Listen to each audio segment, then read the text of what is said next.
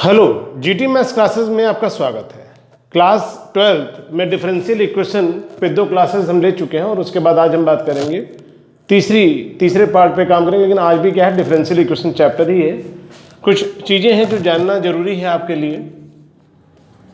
अभी हम लोगों ने जो काम किया था वो था जनरल इक्वेशन, यानी differential equation two general equation.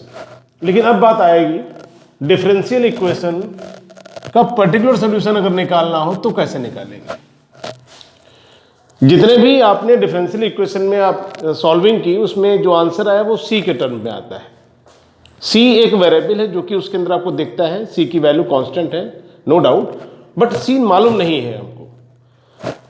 Particular solution में क्या होगा कि हमें सी निकालना पड़ेगा और सी निकालने के बाद वापस हमें उसी इक्वेशन में पुट कर देना और आपको सोल्यूशन मिल जाएगा। दूसरी चीज ये कि वो जो इतने भी क्वेश्चन दिए थे उसमें डायरेक्ट इक्वेशन होती थी, लेकिन यहां पर कुछ लैंग्वेज में दे रखा है, कुछ स्टेटमेंट टाइप में क्वेश्चन दे रखे हैं जिनको पढ़ना है और इक्वेशन फ्रेम करने की कोशिश करनी है। देखिए यहां पर इसमें दिया है कर्व, हमको यहां दिया है कर्व, बट इनमें अगर देखा जाए तो हमें कर्व नहीं दे रखा है, काम करना पड़ेगा। चलिए समय को बचाते हुए क्वेश्चन स्टार्ट करते हैं। पहला क्वेश्चन दे रखा है, find the particular solution of the differential equation dy by dx is equal to minus का 4 dy by dx is equal to minus का 4 times of x y square. पहला काम वेरिएबल सेपरेशन करना ही करना है, यानी कि x के पास में dx को शिफ्ट करना पड़ेगा, जबकि y के पास में y यानी dy के पास में y लाना पड़ेगा। यानी यहां पर हो जाएगा 1/y स्क्वायर dy, जबकि इधर हो जाएगा माइनस का 4x dx। इंटीग्रेशन करना है आपको, क्या आ जाएगा यहाँ पे 1/y स्क्वायर का मतलब y की पावर -2, y की पावर -2 को अगर इंटीग्रेट करेंगे आप तो क्या हो जाएगा।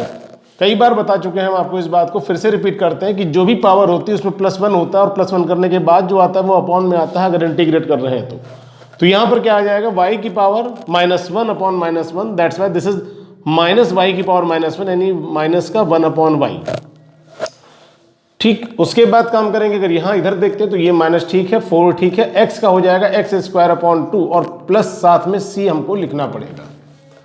ठीक, हम इसी c की बात कर रहे थे। अभी जो आंसर है ये जनरल सोल्यूशन है, बट अगर पर्टिकुलर सोल्यूशन चाहिए then you have to put x is equal to 0 and y is equal to 1। Question कह रहा है कि अगर x बराबर 0 होता है तो y की वैल्यू 1 आती है। इसका मतलब y की जगह पे 1 लिख देना है आपको और x की जगह पे 0 लिख देना है।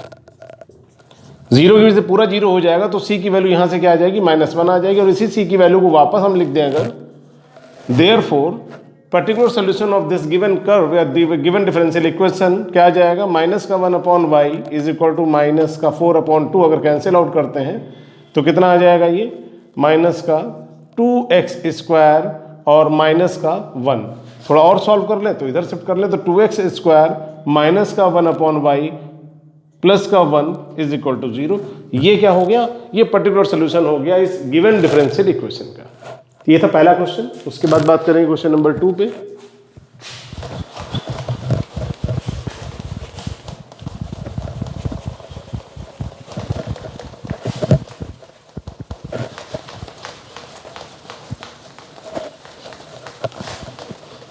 क्वेश्चन नंबर 2 में भी हमें कर्व दे रखा है, यानी थोड़ा सा आसान है हमारे लिए। अगर ये दे रखा है x dy is equal to 2x square plus 1 dx, तो क्या करना पड़ेगा, x को dx के पास हमें शिफ्ट करना पड़ेगा, यानी कि 2x square plus 1/x dx। यहाँ पर dy ही इंटीग्रेट किया जाएगा तो यहाँ पर क्या आ जाएगा, dy का y आ जाएगा। जबकि यहाँ पर अगर देखा जाए, थोड़ा काम कर लें तो इसको लिख सकते हैं 2x प्लस 1/x, और अगर इसको इंटीग्रेट करते हैं तो 2x का आ जाएगा 2x²/2, जबकि 1/x का आ जाएगा log x, प्लस क्या हो जाएगा, c हो जाएगा। यहाँ पर क्या हो गया, y हो गया। इसके लिए क्या दे रखा है कि find the equation of the curve passing through the point 1,1 यानी x भी 1 है और y भी 1 है। देन आप लिख सकते हैं this curve passes through the point 1,1, that's why y की वैल्यू 1 लिखेंगे, 2 × 1/2 प्लस log 1 प्लस c। ये 1 आ गया, यहाँ 1 आ गया, log 1 की वैल्यू 0 होती है, प्लस c आ गया, यानी 1 बराबर 1 प्लस c, यानी c की वैल्यू क्या आ जाएगी, 0 आ जाएगी। देयरफॉर जो पर्टिकुलर सोल्यूशन आएगा ये आ जाएगा y बराबर x² प्लस log x। ये आपका आंसर हो जाएगा। This is question number 2।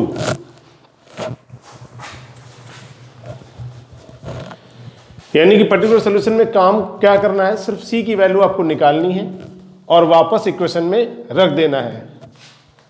इससे क्या मिल जाएगा, हमें सी खत्म हो जाएगा इक्वेशन से और वो एक पर्टिकुलर सोल्यूशन हो जाएगा। इन क्वेश्चंस पे कुछ जल्दी ही हमने काम करा दिया, यानी कि इन क्वेश्चन थोड़ा जल्दी हमने इसलिए लगवाया क्योंकि इनमें ज़्यादा काम है नहीं। काम जो मेन है वो थोड़ा सा इनमें समझना पड़ेगा कि आप कैसे इक्वेशन फ्रेम करेंगे। क्वेश्चन नंबर 3 पे बात करें तो लिख रखा है at any point x, y of a curve the slope of the tangent is twice the slope of the line segment joining the point of contact to the point -4, -3। Question में क्या दे रखा है कि एक मान लीजिए कोई कर्व है और इससे टच करते हुए यानी एक टेंजेंट जा रही है at any point x, y, this point is x, y, the slope of the tangent is twice the slope of the line segment joining the point of contact to the point -4, -3। कोई -4, -3 point मान लीजिए दे रखा है और इसको इस point of contact से जुड़ने वाली लाइन का जो भी स्लोप होगा उस स्लोप का जो टेंजेंट का स्लोप है कितना है, ट्वाइस है। तो टेंजेंट का स्लोप जो होता है वो dy/dx होता है। और लाइन के स्लोप की अगर हम बात करें तो ये straight line chapter class 11th में आपने पढ़ा है कि अगर हम स्लोप निकालते हैं और 2 पॉइंट दे रखे होते तो होता है y2 - y1 upon x2 - x1। y2 - y1 upon x2 - x1। तो यहाँ पर y2 क्या है और y1 क्या है। अगर इन पॉइंट एक x, y हो जाएगा, दूसरा पॉइंट क्या हो जाएगा -4, इन एक पॉइंट हो जाएगा x, y और एक हो जाएगा -4, -3। यहाँ से अगर निकालते तो m बराबर आ जाएगा y -3 यानी +3 अपॉन x -4 यानी x+4। यानी m को निकल के आएगा, जो स्लोप निकल के आएगा y +3 अपॉन x+4। क्वेश्चन के according this slope of tangent is twice of slope of line. जो लाइन बन रही है उसके स्लोप का 2 टाइम्स है टेंजेंट का स्लोप। देखिए इतना ही काम है आपके लिए, इतना काम कर लिया। उसके बाद क्वेश्चन में आपको जैसे करते वेरिएबल सेपरेशन करना है, इंटीग्रेट करना है और आपको जो लास्ट में दे रखा है कि find the equation of this curve given that it passes through this point, यानी ये जो आपने कर्व बनाया है ये किस पॉइंट से पास हो रहा है, इस पॉइंट से पास हो रहा है। तो जो भी यहाँ पर इक्वेशन आएगी उसमें जब c की वैल्यू निकालनी पड़ेगी तो उसके लिए x, y की जगह पर -2 और 1 लिखना पड़ेगा और आपको सोल्यूशन मिल जाएगा। ठीक है, तो अब इसको अगर हम आगे बढ़ाएं क्या आ जाएगा देख लेते हैं। वेरिएबल सेपरेशन करेंगे तो क्या आ जाएगा, ये अपॉन में यानी कि dy upon y +3 is equal to 2 upon x+4 dx और इंटीग्रेट हमको करना पड़ेगा इसको। यहाँ पे y+3, अगर y+3 को हम कुछ लेट करते हैं, मान लीजिए इसको हम अगर u मानते हैं तो dy बराबर du हो जाएगा। यहाँ पर अगर x+4 को हम v मानते हैं तो dx is equal to dv आ जाएगा। तो अगर यहाँ पर किया जाए तो ये आ जाएगा dy अपॉन u, जबकि du अपॉन u, जबकि यहाँ पे आ जाएगा 2 बाहर हो गया 1 अपॉन v dv। इंटीग्रेट करेंगे 1 अपॉन u का log u 2 times of log v। अच्छा चाहे तो u की वैल्यू पुट कर दें वापस, u की वैल्यू वापस अगर यहाँ पर लिखें तो क्या लिख सकते हैं, u की जगह पे था y+3 2 टाइम्स ऑफ यहाँ पर क्या आ जाएगा x+4 प्लस c। अच्छा c चाहे तो आप log में रखें, अगर आपको लगता है कि हम log में भी लिख सकते हैं और सिर्फ c भी लिखा जा सकता है। ठीक है, दोनों ही लिखा जा सकते हैं, जो रखेंगे उसी के करस्पॉन्डिंग वैल्यू आपको मिल जाएगी। अब क्या करना है, this curve is passes through the point -2, 1 -2, 1 का मतलब जो पहले दिया है वो x है, जो बाद में दिया है वो y है, यानी x की जगह पे -2 और y की जगह पे 1 लिखना है। अगर y की जगह 1 लिखेंगे तो यहाँ पे 4 हो जाएगा, यानी कि यहाँ पर क्या आ जाएगा log 4 आ जाएगा, log 4 हो गया। यहाँ पर 2 टाइम्स ऑफ log, यहाँ पे x की जगह पे कितना लिखना है -2 लिखना है तो -2 + 4 यानी 2 आ जाएगा ये भी, जबकि log c ऐसे ही रहने दिया हमने। अब ये बताइए अगर 2 यहाँ से हटेगा, log की प्रॉपर्टी जान लीजिए कि अगर log m की पावर n दिया है तो इसको n log m लिखते हैं। इसी चीज को अगर उल्टा करेंगे तो जो भी आगे लिखा है जब यहाँ से हटेगा तो पावर में जाएगा। ये इसलिए बताया कि जब ये 2 हम यहाँ से हटाएंगे तो ये कहाँ जाएगा, 2 की पावर 2 में जाएगा। तो ये तरीका है, तो ये क्या बन जाएगा log 4 बन जाएगा। ये क्या बन जाएगा log 4 बन जाएगा, या फिर इस 4 को लिख दीजिए 2 की पावर 2 और वो 2 आगे लाइए तो 2 log 2 हो जाएगा। कहने का सेंस ये है कि चाहे तो आप 4 को 2 की पावर 2 लिख के 2 आगे लाइए, या इस 2 को शिफ्ट कर दीजिए पावर में और इसको log 4 लिख दीजिए। तो ये log 4, ये log 4 और यहाँ पे log c आ गया। log 4 इधर आके क्या हो जाएगा, 0 हो जाएगा। 0 किसकी वैल्यू है, log 1 की वैल्यू होती है। 0 किसकी वैल्यू है, आपको मालूम होना चाहिए कि log 1 की वैल्यू क्या होती है, 0 होती है। तो यहाँ पर क्या आ जाएगा, log 4 माइनस log 4 0 हो जाएगा, is equal to log c। अगर लिखने के लिए समझाने के लिए बताएं तो यहाँ पर क्या होता है, बेस e होता है। ये भी थोड़ा log को और समझ लीजिए क्लियर। अगर log को और समझाया जाए तो अगर मान लीजिए दे रखा है log x, जब कोई बेस नहीं होता तो बेस e माना जाता है, इज इक्वल टू y है तो e की power y is equal to x, ये तरीका होता है। अगर इस तरीके से यहाँ पर करें तो यहाँ पर क्या e, तो e की पावर क्या हो जाएगा 0 इज इक्वल टू c, और e की पावर 0, पावर किसी की भी 0 हो तो आंसर 1 होता है। दैट्स व्हाई c की वैल्यू क्या आ जाएगी, 1 आ जाएगी।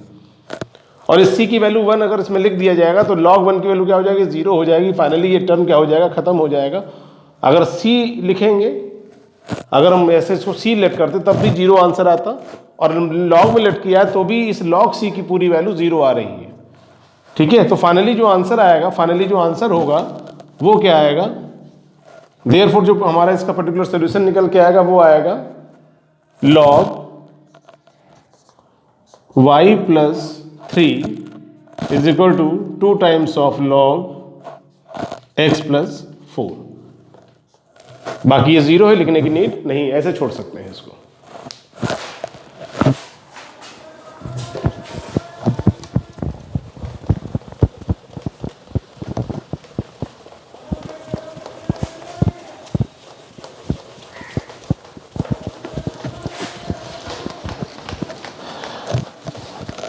आप लोगों के सहयोग से हमारे 1000 सब्सक्राइबर पूरे हो गए हैं। आप लोग इसी तरीके से सहयोग बनाए रखिए। हमारा प्रयास रहेगा कि हम बेहतर से बेहतर कंटेंट दे पाए आपको।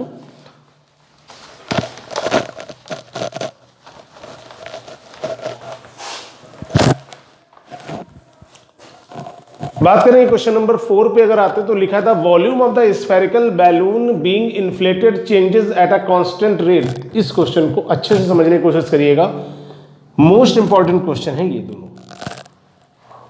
बोर्ड एग्जाम में ये क्वेश्चन आने के चांसेस मुझे लगता है इस बार बहुत ज्यादा है, आ सकता है क्वेश्चन। समझ लेते हैं फिर से एक बार। The volume of the spherical balloon being inflated changes at a constant rate. जब कोई कांस्टेंट की बात आती है, किसको बोला, वॉल्यूम में जो चेंज है, यानी dv upon dt this is constant, तो कोई कांस्टेंट हमने लेट कर लिया k, पहला काम। आगे, if initially its radius is 3 unit. Initially का मतलब होता है जिस समय कोई उसके अंदर काम नहीं किया गया है। जैसे इन्होंने बोला था कि पहले 0 सेकेंड, उसके बाद 3 सेकेंड, उसके बाद 6 सेकेंड। कहने का सेंस ये है कि इनिशियल का मतलब होता है जिसमें उस पर कोई वर्क नहीं किया गया, अपनी ओरिजिनल की बात हो रही है। If initially its radius is 3 unit and after 3 second it is 6 unit, find the radius of the balloon after 3 second. यानी इनिशियल स्टेज पे जो उसकी रेडियस है वो 3 यूनिट की दे रखी है, और 3 सेकेंड के बाद उसकी रेडियस 6 यूनिट हो गई, तो हमें निकालना है t सेकेंड के बाद उसकी रेडियस क्या होगी। अगर यहीं से काम स्टार्ट करते तो dv upon dt is equal to constant k, तो यहां पर आ जाएगा dv is equal to k dt। Integrate अगर कर लिया जाए, इंटीग्रेट तो करना ही करना, वेरिएबल सेपरेशन के बाद इंटीग्रेशन करना है k dt। यहां पे v आ जाएगा वॉल्यूम, जबकि यहां पर आ जाएगा k t प्लस c। ठीक, काम जिस पे करना उस पे आते हैं। देखिए वॉल्यूम होता है स्फीयर का 4/3 पाई आर क्यूब, k हो गया, t हो गया, c हो गया। अब क्वेश्चन पे काम कर रहे हैं कि जब इनिशियल का मतलब t बराबर 0, उस समय रेडियस कितनी, 3 यूनिट।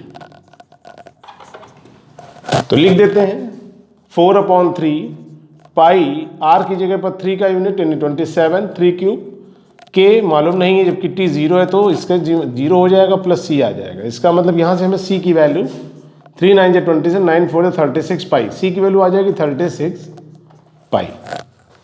ठीक, फिर से देखिए एक बार, change in volume is constant rate, यानी कि dv upon dt is equal to k। Rate का मतलब होता है पर यूनिट टाइम जो चेंज हो रहा है वॉल्यूम में, उसे बोलते हैं रेट ऑफ चेंज। तो dv upon dt is equal to k given, cross multiply, integrate, यहाँ पर आ गया। उसके बाद वॉल्यूम को 4/3 पाई आर क्यूब लिख लिया गया, आर की जगह वैल्यू, टी की जगह वैल्यू को फिल किया गया और यहाँ से सी निकाल लिया गया।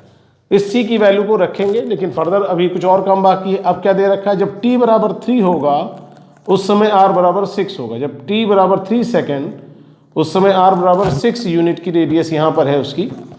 तो फिर से काम करेंगे, तो यहाँ पर फिर से वैल्यू लिखेंगे, तो 4/3 पाई आर क्यूब यानी कि 6 का क्यूब, 6 का क्यूब 216, के मालूम नहीं है, टी दे रखा है कितना 3, तो 3k प्लस सी की चाहे तो वैल्यू यहाँ पर 36 पाई है, आप चाहो तो लिख सकते हो ना, आगे भी दोबारा हम फिर से लिख लेते हैं। अभी यहीं पर हमने पुट कर लिया, इससे थोड़ा सा काम कम करना पड़े।